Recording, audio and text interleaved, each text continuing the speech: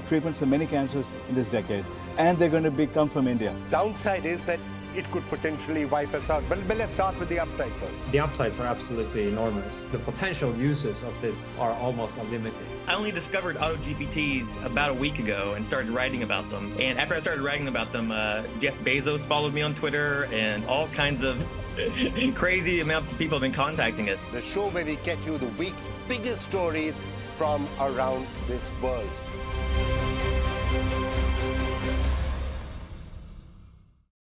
What is the India story? It's the story of the world's biggest democracy. We are developing the road infrastructure. In the end of 24, it will be equivalent to the road infrastructure of USA. We have now entered the growth phase. And I believe that the growth rate in India is going to be exponential. Two narratives of Indian story which need to be brought center stage. Every week, the India story will bring the most incisive analysis, the most authoritative voices. India will be a significant pole in the universe of AI going forward. India is walking tall, India's stature is different, India's voice is being heard. And the biggest newsmakers. This is just a start. Tokyo, we won one bronze. Paris, we won a rocket. It's good to see that, women cricket is getting more excited and everybody is looking up to that. And these stories need to be told, and they are guided.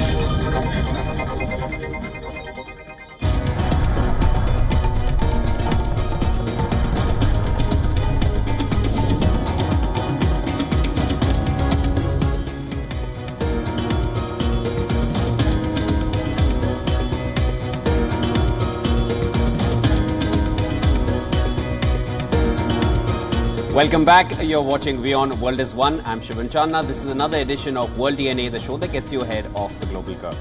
And I'm Hem Kaur Saroya.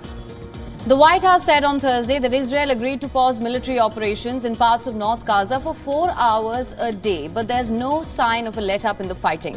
Israeli Prime Minister suggested that any pause would be scattered and that there was no official confirmation of a plan for recurring breaks. What will be the implications of this? We'll explore that on the show today. Also on the show, the 5th India-US 2+2 ministerial dialogue will be held today. The talks will be held between India's External Affairs Minister S. Jaishankar, India's Defence Minister Rajnath Singh and US Secretary of State Anthony Blinken and Defence Secretary Lloyd Austin. What will be the agenda of this meet? We bring you all the details right here on World DNA. But first, let's take a look at the headlines.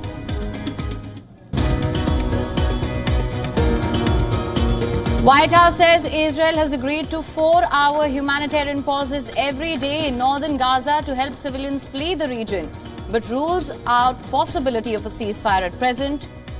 Over 10,800 people have been killed in the conflict till now.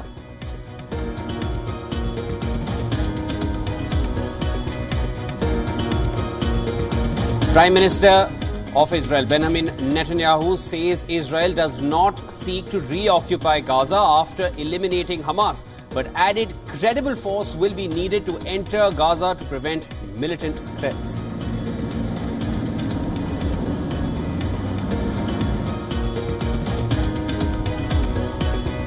US Secretary of State and Defense Secretary in New Delhi for the 2+2 ministerial meet. American officials will hold talks with Indian counterparts today, with a focus on matters of security, tech and geopolitics.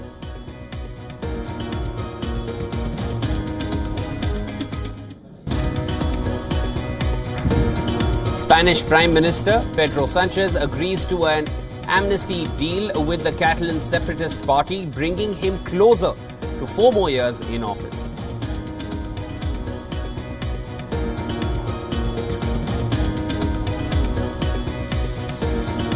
Overnight rain brings respite to the Indian capital. Showers cleared off the smog in the region, but AQI remains in the severe category still.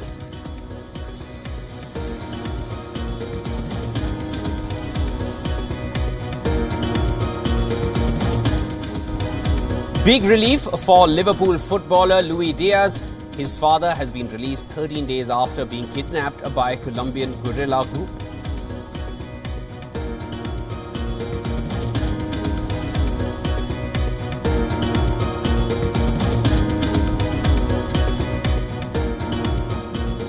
As always, we're starting with the big developments coming in from West Asia. The White House says it's agreed to 4-hour military pauses in northern Gaza each day. Now, this is, when implemented, allows civilians to flee the besieged strip and facilitate movement of the much-needed aid trucks. US President Joe Biden has welcomed the pauses, calling it a step in the right direction. But he also said that there is no scope of a formal ceasefire yet.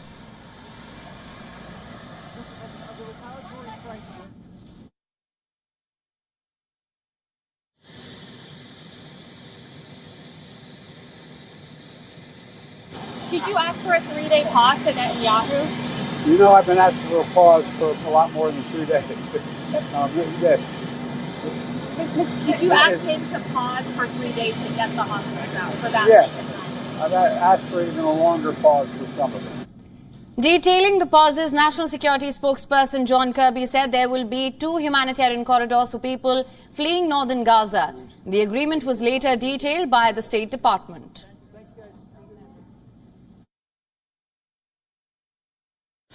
There will be 2 humanitarian corridors allowing people to flee the areas of hostilities in the northern part of Gaza. The first such corridor, open between 4 and 5 hours every day for the past few days, has already enabled many thousands of people to reach safer areas. The second route along the coastal road will enable many more thousands to reach safer areas in the south. And of course, we are continuing to work closely with our Israeli partners to address and remain vigilant about efforts from Hamas to discourage and prevent civilians from fleeing this area. The Israeli military have said that there have been tactical local pauses for humanitarian aid for Gazan civilians, while reiterating their position on no ceasefire, despite growing calls from around the world. Israeli Prime Minister Benjamin Netanyahu also addressed the pause while speaking to an American broadcaster. He said there will be no pauses in specific areas of Gaza for the coming days.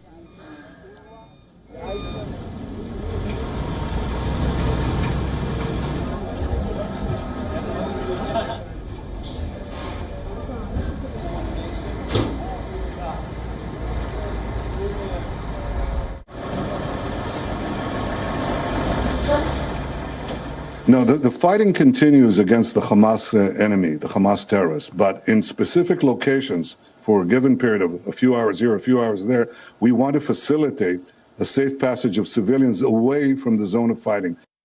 A horrific deja vu is at play in Gaza, where thousands are seen leaving the northern part of the strip for south.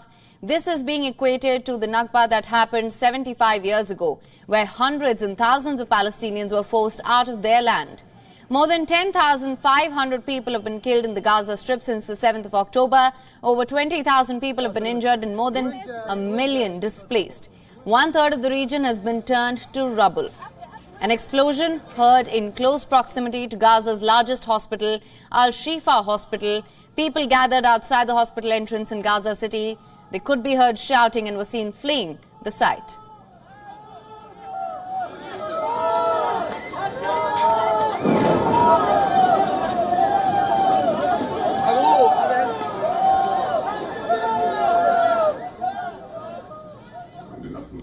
Now, the IDF has meanwhile released a video that claims to give evidence of Hamas's abuse of the hospital. In the video, a militant tells how the Al-Shifa hospital has been used for Hamas activities.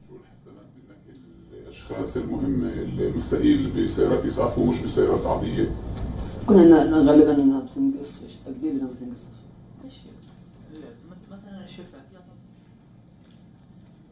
And as Israeli forces penetrate deeper into Gaza, there's a war on the northern as well as the southern front as well. Shivan has all the details. Over to you, Shiv. Thanks, Aim. Again, another development right here in the Israel-Hamas front with another player entering and has been there since a while. Now, Tel Aviv's latest hypersonic ballistic missile interceptor has for the first time destroyed a target headed towards Israel from the Red Sea, highlighting potential attacks from Yemen. Now, the announcement of the landmark launch of the Arrow 3 interceptor came shortly after Yemen's Iran-backed Houthi rebels said that they had targeted Israel. Here's all you need to know about this. Houthi military spokesperson said, and I'm quoting here, our armed forces launched a barrage of ballistic missiles at various sensitive targets of the Israeli entity, including military targets. Now, the Houthis have claimed repeated missile and drone attacks at Israel since the Hamas attacks on Israel on the 7th of October, which set off the latest Gaza war.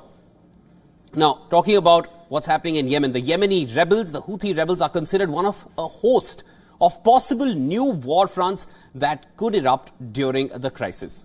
The Houthis are opposed to government forces in Yemen and are part of Iran's axis of resistance against Israel, groups arrayed against the Jewish state. Now, the Houthi rebels blame Israel for instability in West Asia and say that the circle of conflict in the region is being expanded by Tel Aviv's continued crimes. Of course, they are talking about Gaza here. Now, the Houthi rebels, they deny being an Iranian proxy. They say that they have an identity of their own and they are not backed by Iran. And they say that they develop their own weapons. Now, let's take a look at the Arrow 3 missile system which Israel used. The Arrow 3 is a United States Israeli-built missile defense interceptor. Israel's defense ministry stated a target headed toward Israel from the Red Sea was destroyed. Now, the statement said it was the first operational interception by an Arrow 3. The Arrow 3 is designed to defeat medium-range ballistic missiles. The missile uses a hit-to-kill warhead to engage targets in space itself before it lands and destroys. Now, the Arrow 3 boasts of a very large defended footprint and very short reaction time as well. Now, the cutting-edge missile system is capable of exo-atmospheric interception. Last but not the least, hypersonic velocity. Let's talk about that, of course. Remember, hypersonic weapons travel 5 times faster than the speed of sound, that is beyond Mach 5. So those are the capabilities of the Arrow 3. And of course, to discuss things further, we are being joined live by Lieutenant Colonel Daniel Davis, a veteran military expert and senior fellow for defense priorities. He's also the host of Daniel Davis Deep Dive on YouTube. And it's an honor to have you on the show always, sir. Thank you. Sir, of course, there is a lot which is happening between Israel and Hamas, and of course Yemen has entered the fold as well, and has been since a while. These missiles which have been coming from Yemen, they have been going on since a while. I also wanted to take your opinion on the ceasefire which is still in talks regarding Israel in Gaza. They've agreed to a 4-hour halt. Is a ceasefire anywhere in the radar at the moment? Can it be possible? Is this as close we'll get to it? Well, it's as close as we're going to get for the time being. The Israeli side has been very adamant, really from the outset, that there's not going to be any discussion of a ceasefire, because typically when you have a ceasefire, it's to have a negotiation when you're going to try and bring the two sides together to find some way to resolve the crisis. But in this case, you have Hamas, who is categorically for the destruction of the Israeli state, and you have now Netanyahu and his government, which say they only want to talk about destroying Hamas and no negotiations for either side, really. Now, these pauses are humanitarian pause, which is mainly by the Israeli side to say we're going to halt the attacks that we're doing in the Gaza area, specifically these areas, so that the civilians can either get out of the way or that they can get relief supplies in. But right now, that's the only thing that's even on the table. Right, sir, absolutely. As we've been talking about this as well, that the hostage situation, that remains a major cause of concern at the moment. Do you think these tactical pauses would be enough to have any sort of a negotiation, fruitful negotiation on that front? Well, certainly that's the hope so. And you know that all the family members, both of all the Israelis and all the international people, to include the United States, are desperately hoping that these things can be used to negotiate, and these pauses can help get time, if nothing else, for the people, for the negotiations, probably through Qatar. They seem to have the most access to the Hamas side, so that they can bear some fruit and get some people out. We've heard some reports within the last hours that they're ready to release a couple more, but there's obviously hope that more goes in. The longer that they have before incursions get into the areas where the hostages are, the more there's a chance to get them out. Colonel Davis, also wanted to get your opinion on this. Do you feel Hamas will release hostages in lieu of a ceasefire, as Netanyahu has been demanding?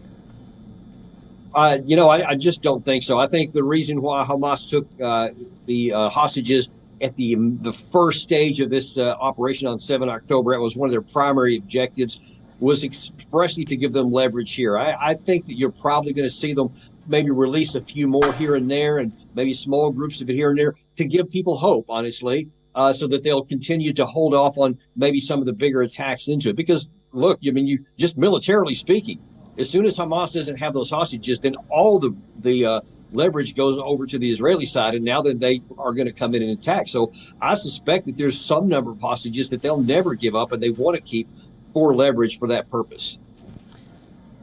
All right. Thank you so much for joining in on the broadcast, Lieutenant Colonel. That was Lieutenant Colonel Daniel Davis, and always a pleasure to have you here. And also like to let all our viewers know, do check out Lieutenant Colonel's channel on YouTube, Daniel Davis Deep Dive. Let's move on now. As Israeli forces continue to bombard Gaza, the ramifications of the war have been spilling over into other Palestinian enclaves as well. Israeli Defense Forces raided town of Jenin in West Bank once again. And according to the Palestinian Health Ministry, 15 Palestinians were killed by the Israeli military. 20 others were also injured in the raid, which targeted a refugee camp. أول كابل إسرائيلي كابل فاتوا علينا وفوتوا كلاب وهم شغلات كثير معنا يعني وأنا بالولاد الله ستر من الموت مرات يعني لهيك صاروا ولادي يخافوا فحاولنا ناخذهم نطلع فيهم كابل يفوتوا يتعمقوا بالمخيم نطلع فيهم على المستشفى فطلعنا أخذنا الولاد طلعنا مثلنا إحنا هيك على المستشفى. A funeral procession was held for 30-year-old Palestinian Anas Abu Atwan, one of the many killed in the overnight raids.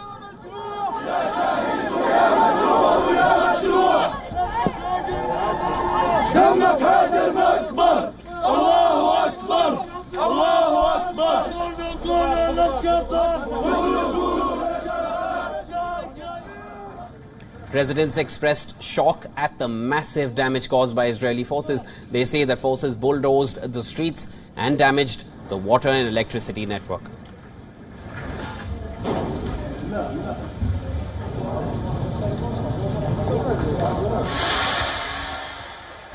فيش المية كلها مقطوعة الكهرباء مقطوعة المية فيش شيء شوارع يعني بالمرة ما أقول لك مش معالم إلها يعني أنا انصدمت باللي شفته.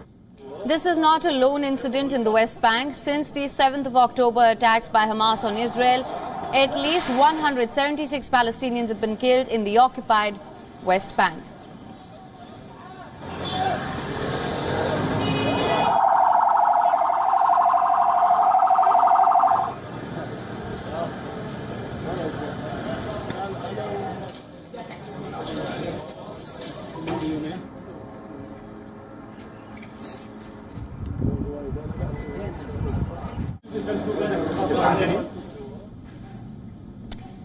Moving on, our tensions continue at the Al-Shab border. Explosions were reported on the Israel-Lebanon border.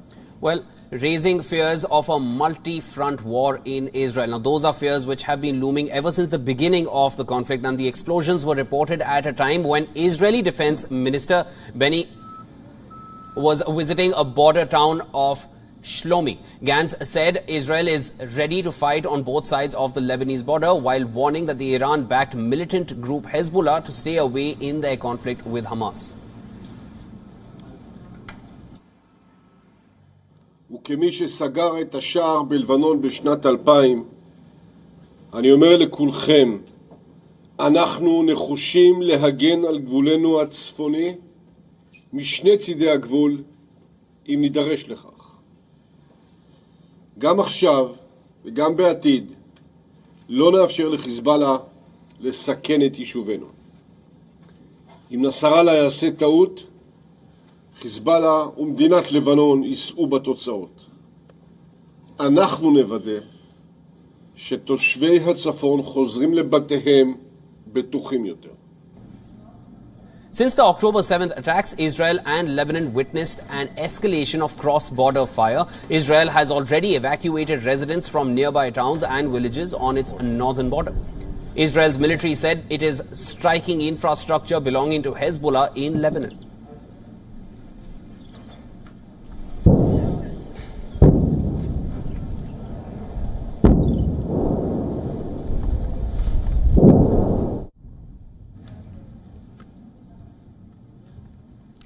Earlier, Hezbollah leader Hassan Nasrallah said that the 7th of October attack on Israel was 100% Palestinian. He distanced Hezbollah from the October 7th attack while stressing that it had exposed Israel as a weak country. He said his Iran-backed group is keeping all options open while adding that the United States Navy ships in the Mediterranean did not scare him. He is expected to speak once again this weekend. Hezbollah receives financial support as well as weapons and equipment from Iran and has built up a powerful arsenal since 2006. For years, Nasrallah has boasted that the weapons wielded by his group could reach deep into Israeli territory.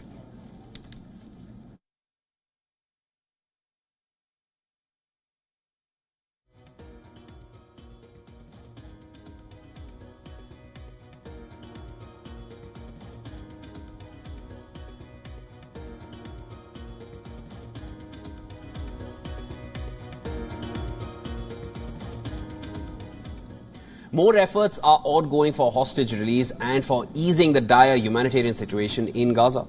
Negotiations over the war continue, and as per reports, a trilateral meet between Mossad and CIA chiefs with Qatari officials was held in Doha on Thursday. A proposed plan to release between 10 to 20 civilian hostages in return for a 3-day pause in fighting, as well as the entry of further aid, was reportedly discussed.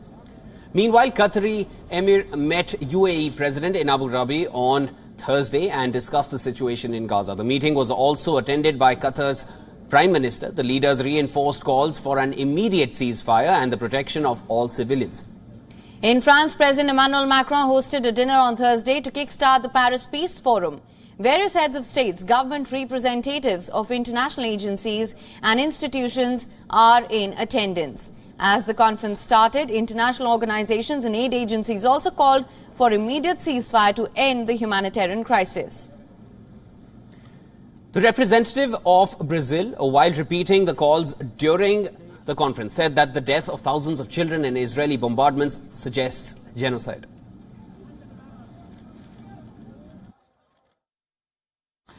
A humanitarian ceasefire is essential. Safe and unimpeded passage for the entry of humanitarian aid for the benefit of hospitals, schools, and nurseries must be respected. The passage of the wounded should be guaranteed.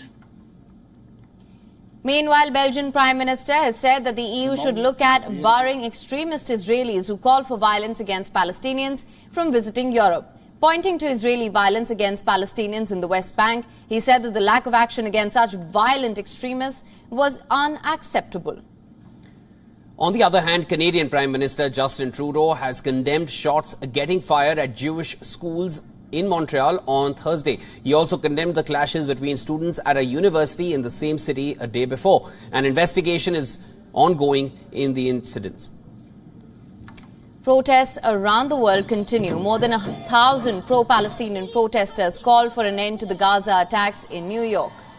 We'll be free. Palestine will be free. Yes, and we want it now. And we believe God and free. Palestine will be free. My dad ran it over. He didn't own it. Meanwhile, US President Joe Biden's speech in Illinois was also interrupted by a pro-Palestinian demonstrator. Listen to this. No, let her go. Let it, no. No, don't. Let it. It's okay. Anyway. Elsewhere in Germany, more than 100 people marched against anti-Semitism in Berlin on Thursday. Germans commemorated Night of Broken Glass Terror with the march. Some carried Israeli flags, others held banners made up of pictures of the hostages.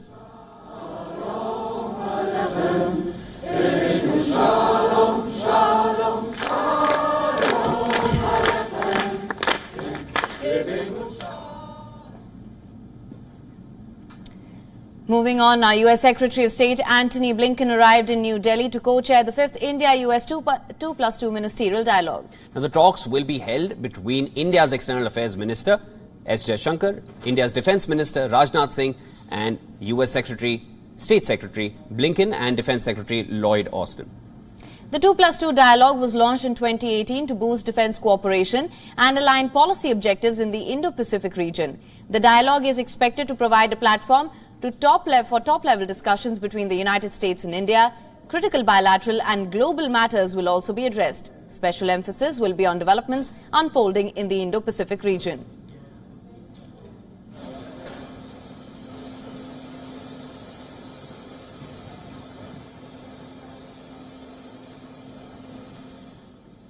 The Israel-Hamas war is also expected to be discussed during the meet. Now, earlier yesterday, Defence Secretary Lloyd Austin arrived in New Delhi for the talks. The discussions will now pick up from Indian Prime Minister Narendra Modi's successful visit to Washington in June, as well as President Joe Biden's trip to New Delhi for the G20 summit in September earlier this year.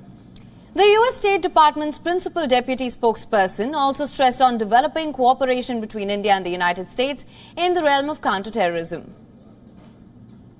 Heading to New Delhi as part of the 2+2 security dialogue with Secretary Austin, and so I have no doubt deepening our security cooperation will be a topic that is discussed by Secretary Blinken, Secretary Austin, and their counterparts in the Ministry of External Affairs and Ministry of Defense. I will let that trip play out before we share further, but I have no doubt that cooperation, especially in the counterterrorism space, is something that will come up in areas where we can potentially deepen our partnership. And with that, it's time now for a short break. Don't go anywhere. Of course, World DNA will continue as you come back. On the other side, U.S. Treasury Secretary Janet Yellen began 2 days of meetings with Chinese Vice Premier He Lifeng. This comes as all eyes are on the expected meeting between U.S. President Joe Biden and Chinese President Xi Jinping on the sidelines of the APEC summit this month. Also on the other side, Portugal's President Marcelo Rebelo has dissolved the parliament and has called for snap elections. This after the country's prime minister resigned amid a continuing corruption investigation. All details on the other side. Do stay tuned.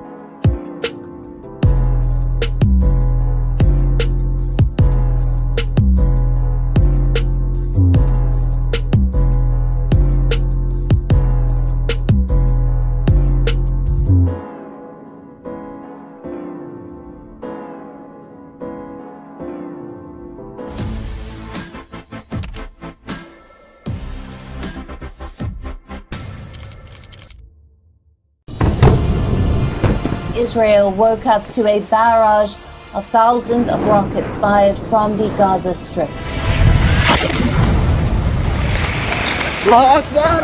אזרחי ישראל, אנחנו במלחמה.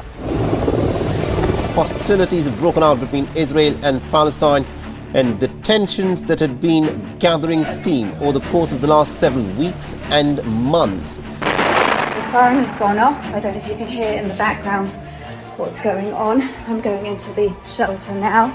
So it's a very, very serious situation here across Israel. It's a state of emergency.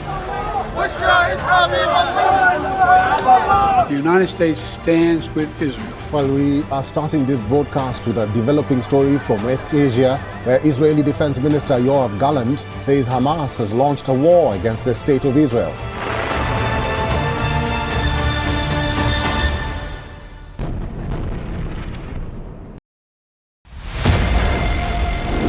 It's easy to tell you a flat story.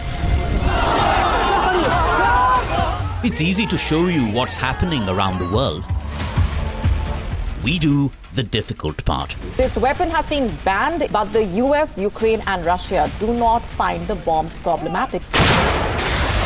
We also tell you why what's happening. New drug is making a difference in the fight against Alzheimer's.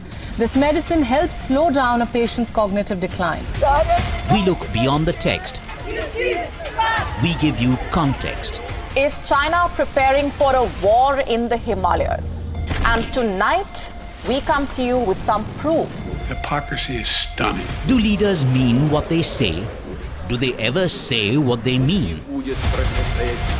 To find out how real news affects you, your decisions. Just when Iran took one step in the right direction, its moral police is planning to drag it further back. And once again, the victim will be women. Watch Gravitas. Welcome and thanks for tuning in. We don't impose our views.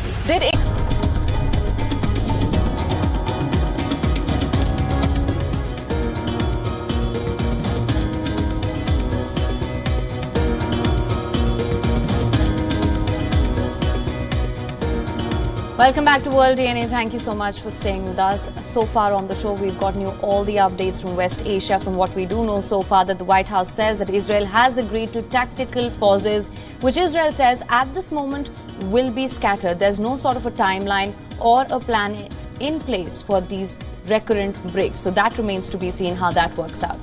Well, a ceasefire is still not in the question, at least as far as Israel is concerned. Also, we spoke about the 2+2 ministerial dialogue, which is being held in New Delhi, as the US Secretary of Defense, the US State Secretary, will be meeting India's External Affairs Minister and India's Defense Minister. Counter-terrorism, the Indo-Pacific, these will be some of the issues, and we will be tracking all the developments coming in from there. But first, let's look at what else is happening all around the globe. Let's get you started with the headlines. This is World DNA.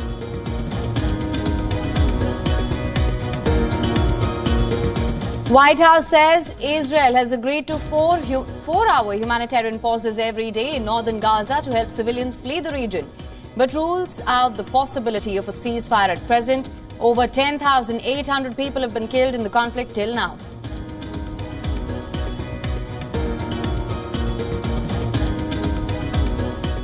Prime Minister of Israel Benjamin Netanyahu says Israel does not seek to reoccupy Gaza after eliminating Hamas, but added credible force will be needed to enter Gaza to prevent militant threats.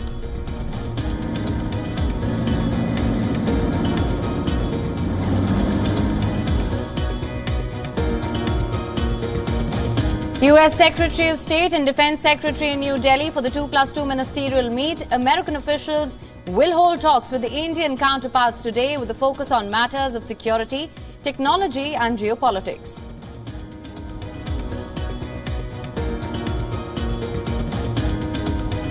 Spanish Prime Minister Pedro Sanchez agrees to an amnesty deal with the Catalan separatist party, bringing him closer to 4 more years in office.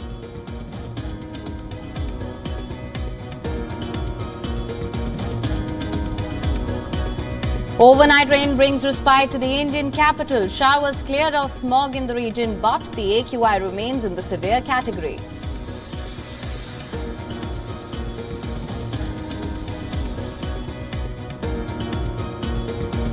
New Zealand beat Sri Lanka by 5 wickets for their 5th win in the ICC ODI World Cup. Pakistan and Afghanistan face highly improbable scenarios to reach the semi-finals.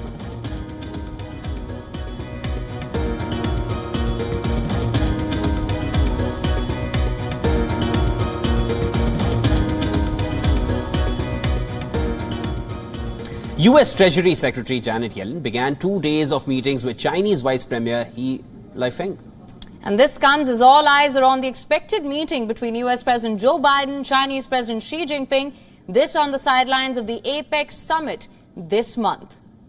Now, in her opening remarks, Yellen said she wanted an open and substantive discussion on the US-China economic relationship. Yellen added that the meetings will also convene the new economic and financial forums launched in October by the Treasury and China's Finance Ministry and Central Bank. The United States has no desire to decouple from China.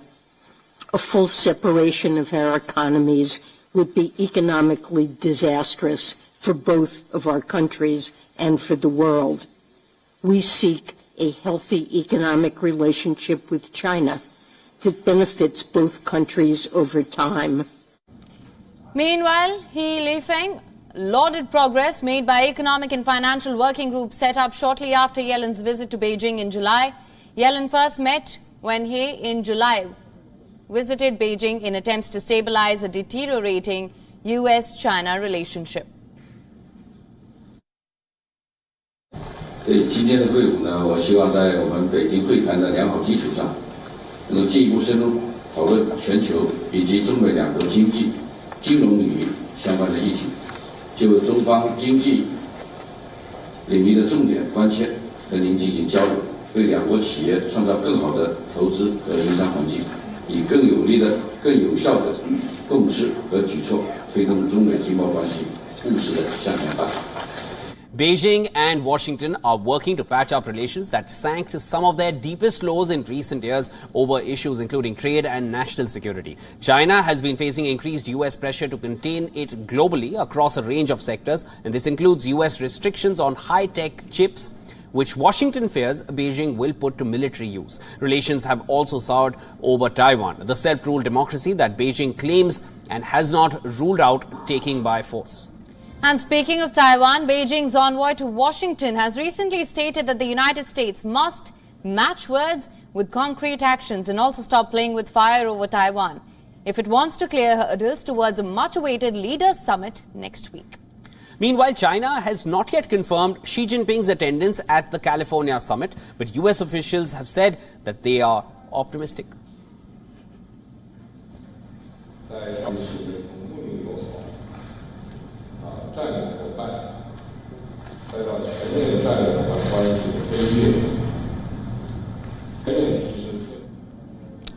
On to other global stories. Now let's shift our focus. Portugal's President Marcelo Rebelo has dissolved the parliament and has called for snap elections.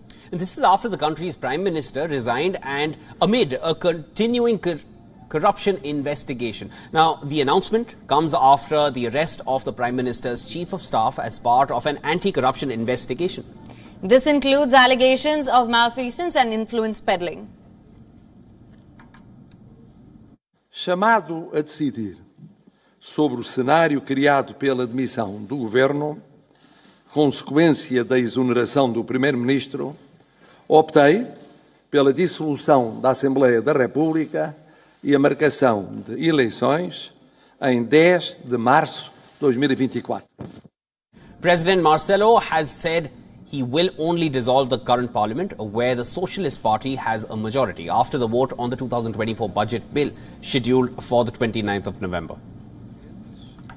As per President Marcelo, the present government will continue for now, but the elections were needed to provide quote-unquote clarity and direction to overcome an unexpected void that has disturbed the Portuguese. By law, an election needs to be held within 60 days of the presidential decree dissolving parliament.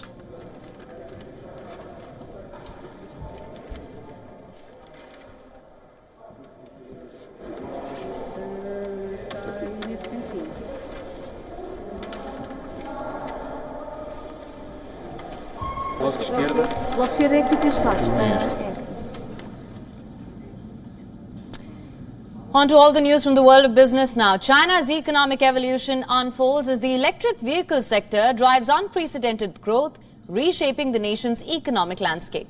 Well, watch this next report for more insights on China's EV sector. Take a look. In the ever-evolving landscape of China's economy, there's a fascinating tale of resilience and transformation. While the overall recovery may be a bit bumpy, one sector stands out like a beacon of progress: the electric vehicle industry. According to Standard Chartered's CEO Bill Winters, China's commitment to sustainability and renewable power technology is driving remarkable growth. The country's economic playbook involves decompressing old economy sectors while accelerating in the new. China proudly holds the title of the world's largest electric vehicle market, with a staggering 5.9 million units sold in 2022, capturing 59% of the global EV market. Domestic brands such as BYD, Wuling, Chery, Chang'an and GAC make up a significant 81% of this thriving market. On the flip side, the real estate market has faced challenges, with giants like Evergrande and Country Garden grappling with debt problems, affecting consumer confidence. So while China navigates through economic shifts, the electric vehicle sector stands tall as a symbol of progress, building a resilient, sustainable and strong economy.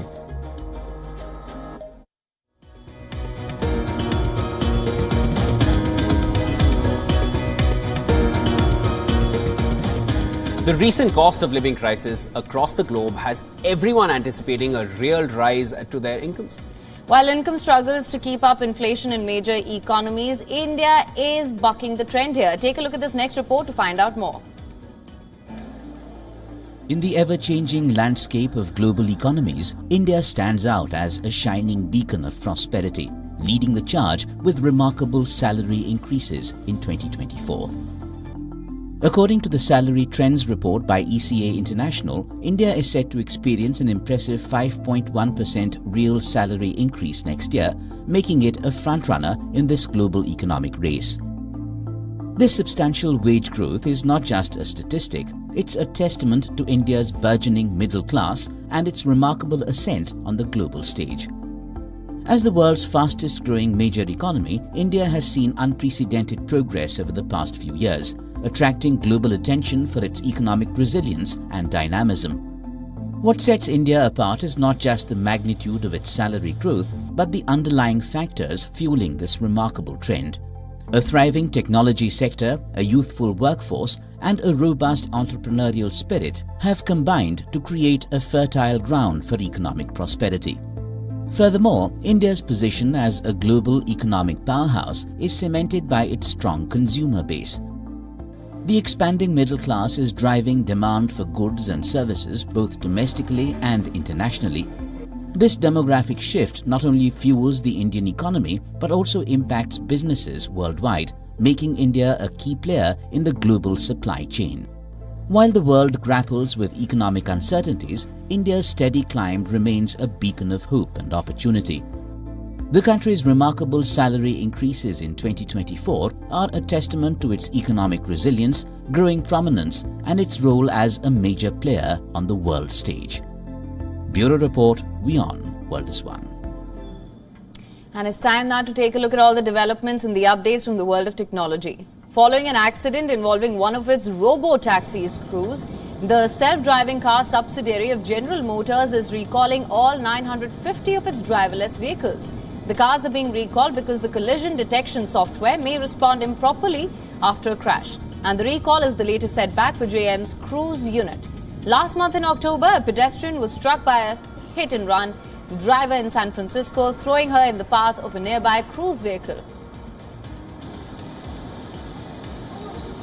Now, the Cruise vehicle wasn't able to stop in time to avoid the pedestrian and struck them. Post the accident, the California Department of Motor Vehicles suspended Cruise license to operate its autonomous vehicles in the US. Cruise is in a race with Alphabet's Waymo unit and others to bring robocars to the market. Meanwhile, Cruise is conducting a search to hire a chief safety officer and has hired law firm Quinn Emanuel to conduct an outside review. And if you're an Instagram user, this story is for you. Instagram is finally testing a feature that will let users turn off read receipts for Instagram DMs.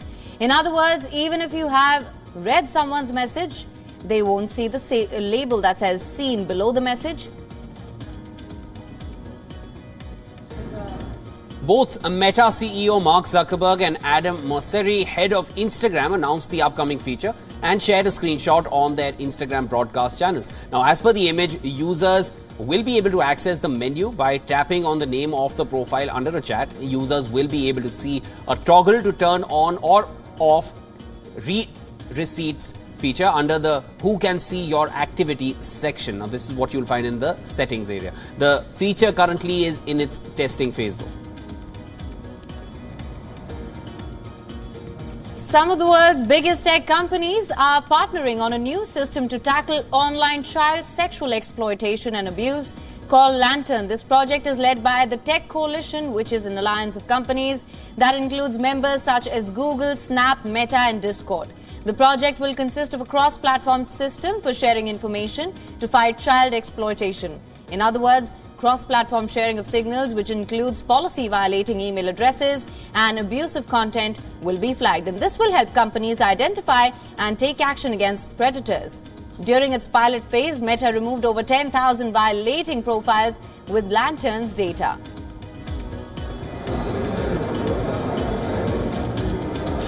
Discord also utilized shared data for internal investigations. Now, the coalition ensures ethical compliance, legal alignment and ongoing effectiveness, addressing concerns raised by previous incidents with similar programs. In a potential setback for Apple, an EU tribunal has said it made legal errors when it ruled in favor of the tech company over a $14 billion tax order. The legal advisor has asked the court to review the case again. The case is a part of an antitrust crackdown led by Margaret Vestager. The case claims Apple benefited from favorable Irish tax rulings for more than 2 decades. The Irish tax ruling artificially reduced its tax burden to as low as 0.005% in 2014. In 2020, the General Court upheld Apple's challenge, asserting regulators failed to prove unfair advantage. The final decision from the European Union Court of Justice is still pending. It's expected in the coming months. Ireland maintains no state aid was provided to Apple and the outcome could impact other EU member states.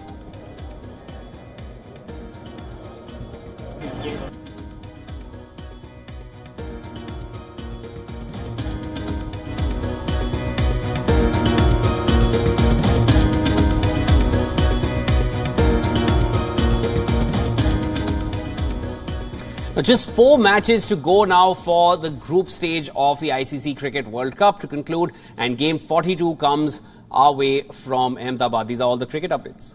Right, and South Africa will be hoping to get a feel of the conditions ahead of a possible return to the Narendra Modi Cricket Stadium for the grand finale next week and face Afghanistan, who have just had a couple of days to get over the mauling that they received at the hands of Glenn Maxwell. The plucky Afghans have already had their best ever showing in a World Cup with 4 wins in 8 games. 3 of those wins came against England, Pakistan and Sri Lanka, teams which have won the World Cup in the past. Afghanistan's bowlers had Australia down and out at 91 for 7, chasing 292 in Mumbai on Tuesday. But a once-in-a-lifetime innings from Glenn Maxwell all but ended their hopes of making it to the semis. And everyone is talking about Maxwell ever since that innings that he played. Maxwell's unbeaten 201 took Australia over the line, with all the bowlers barring Rashid Khan getting hammered. So there's no time to mope around. We've got to pick ourselves up and learn from the experience. And there's some great learning points for the guys going forward. But yeah, it's a bitter pill to swallow. It would really be nice to sitting here with 10 points, but hopefully that's after the South Africa game. The Proteas too faced a drubbing in their last game, with hosts India handing them a 243-run drubbing. South Africa's in-form batters were blown away by the Indian bowlers and they folded for just 83, chasing 327 on a tricky Eden Gardens pitch in Kolkata. The Proteas were the second team to reach the semis after India and are guaranteed to face old foes Australia in the last 4. The game on Friday provides an opportunity to start afresh and erase memories of the capitulation against India. Yeah, I don't think any international game is kind of a weird game. I think for us it's just continuing what we've really done in this World Cup, and just nailing down on areas that we want to improve on from the previous game, and And yeah, I think it's a great opportunity to showcase what we can do and get some momentum into that semi. Moving on, Colombia and Liverpool forward Luis Diaz's father has been released by Colombian guerrilla group National Liberation Army after 13 days of captivity. Luis Manuel Diaz was handed over to United Nations and Catholic Church officials by members of the ELN on Thursday. After being handed over by the rebels to a humanitarian mission, Diaz arrived by helicopter in the northeastern city of Valledupar. Around 90 kilometers from his hometown, where he was abducted by armed men from the National Liberation Army with his wife on the 28th of October. The 26-year-old winger's mother was rescued on the same day, while a massive search operation by ground and air was launched for her husband, with more than 250 soldiers involved.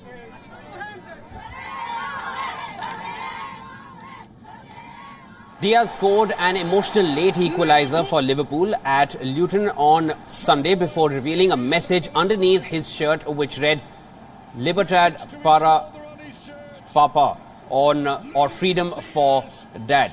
Now, the kidnapping of Luis Manuel Diaz was disrupted and the Colombian government's peace talks with the ELN, which restarted last year in hopes of ending the group's part in Colombia's 60-year conflict, which has killed at least 450,000 people.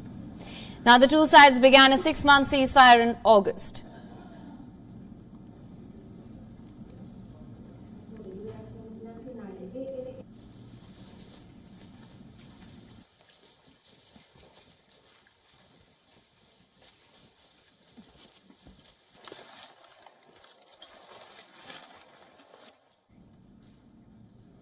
All right, next up, let's take a look at everything that's happening in the world of showbiz. Britney Spears' The Woman in Me remained USA's top-selling book in its second week of publication. Reports suggest that the singer's memoirs sold just over 132,000 copies last week. The week before that, The Woman in Me sold more than 400,000 physical copies. In the digital domain, where actor Michelle Williams has lent her voice for the audio edition, The Woman in Me is already a $1 million seller. A jury has awarded over $1.2 million to Robert De Niro's former personal assistant after finding his production company engaged in gender discrimination and retaliation. While the jury found De Niro was not personally liable for the abuse, they said his company, Canal Productions, should make payments to his longtime personal assistant, Graham Chase Robinson. He has been ensnared in dueling legal claims since Robinson quit in April 2019. She has maintained that De Niro and his girlfriend teamed up against her to turn a job she once loved into a nightmare. The first trailer for Inside Out Part 2 is out. The movie is a sequel to 2015's animated coming-of-age film Inside Out. The first film centered on 11-year-old Riley and the 5 emotions in her brain. Now Riley has returned as a teenager and with more emotions. May Hawks, along with Amy Poehler, Phyllis Smith, and Lewis Black, has joined the voice cast of the film. The movie will release in 2024.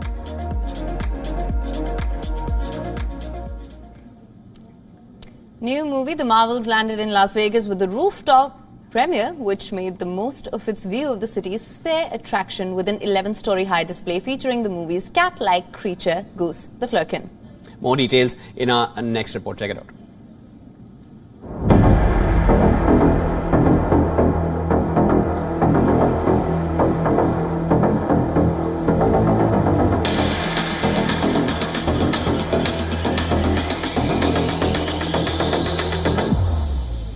Faster.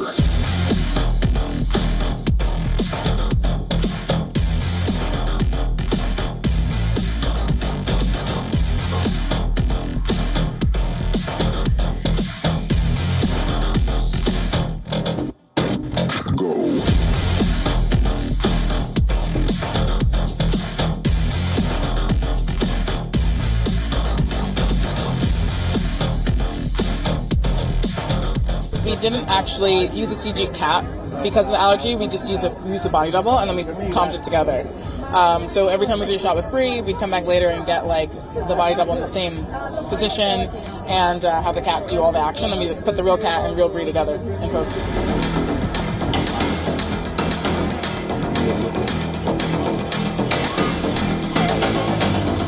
This is a joyful movie that is wacky and fun. We hit really high highs and really low lows, and really at the end of the day, it's the chemistry between the Marvels that sets it apart.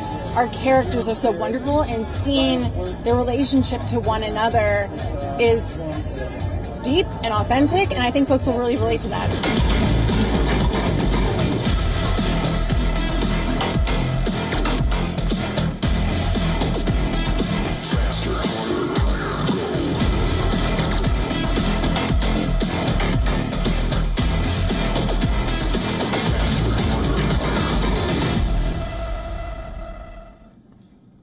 And with that, we call it a wrap on this edition of World DNA. Thank you so much for tuning in. Keep watching Beyond World is One. All your global updates will continue right after this short break.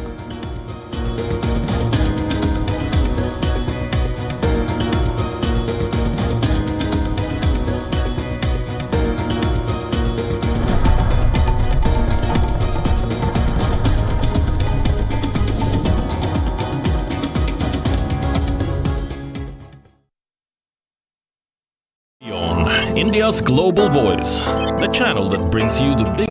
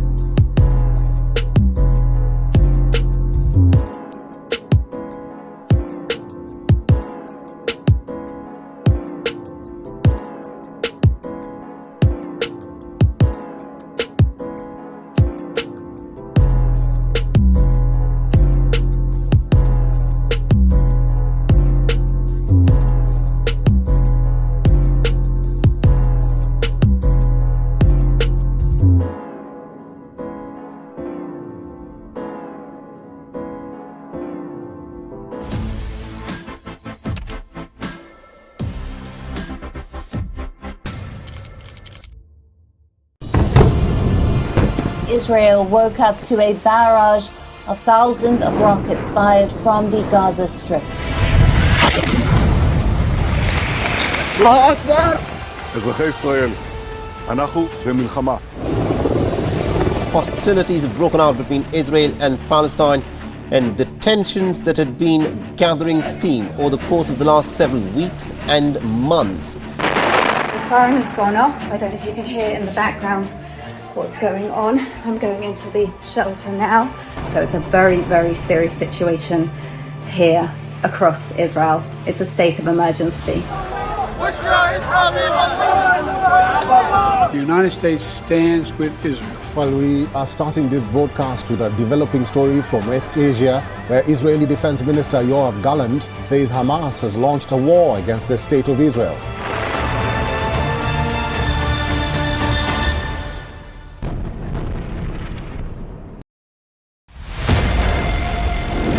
It's easy to tell you a flat story. It's easy to show you what's happening around the world. We do the difficult part. This weapon has been banned, but the US, Ukraine and Russia do not find the bombs problematic. We also tell you why what's happening. New drug is making a difference in the fight against Alzheimer's. This medicine helps slow down a patient's cognitive decline.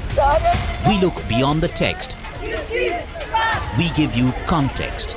Is China preparing for a war in the Himalayas? And tonight, we come to you with some proof. Hypocrisy is stunning. Do leaders mean what they say? Do they ever say what they mean? To find out how real news affects you, your decisions. Just when Iran took one step in the right direction, its moral police is planning to drag it further back. And once again, the victim will be women. watch Gravitas. We don't impose our views. Did India threaten to ban Twitter? Either that or Jack Dorsey is lying to you. That is Gravitas. We let life breathe through our show. Gravitas, the informed show for an intelligent audience. Hello, welcome to This World. Vladimir Amelyan joins us from Kiev, and he is currently on the front line fighting Russian troops. We believe that the world should be ruled by democracies. I was interviewing you on television a couple of weeks back. That's right. And you said, if you really want to understand Jerusalem, why don't you come here and see it? And you came. Here I am. Mass shooting after mass shooting after mass shooting. Why this cannot be fixed? There are 425 million guns in the United States, which is more than the population.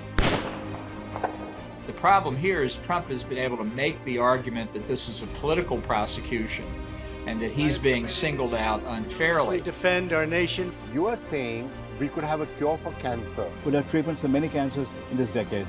And they're going to come from India. Downside is that it could potentially wipe us out. But let's start with the upside first. The upsides are absolutely enormous. The potential uses of this are almost unlimited. I only discovered AutoGPTs about a week ago and started writing about them. And after I started writing about them, Jeff Bezos followed me on Twitter, and all kinds of crazy amounts of people have been contacting us.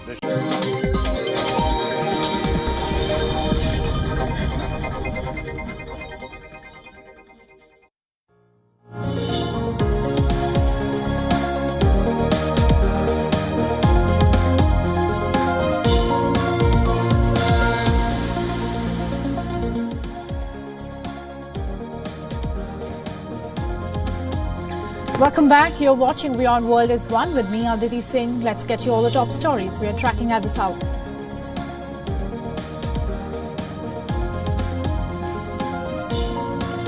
White House says Israel has agreed to 4-hour humanitarian pauses every day in northern Gaza to help civilians flee the region, but rules out the possibility of a ceasefire at present. Over 10,800 people have been killed in the conflict till now.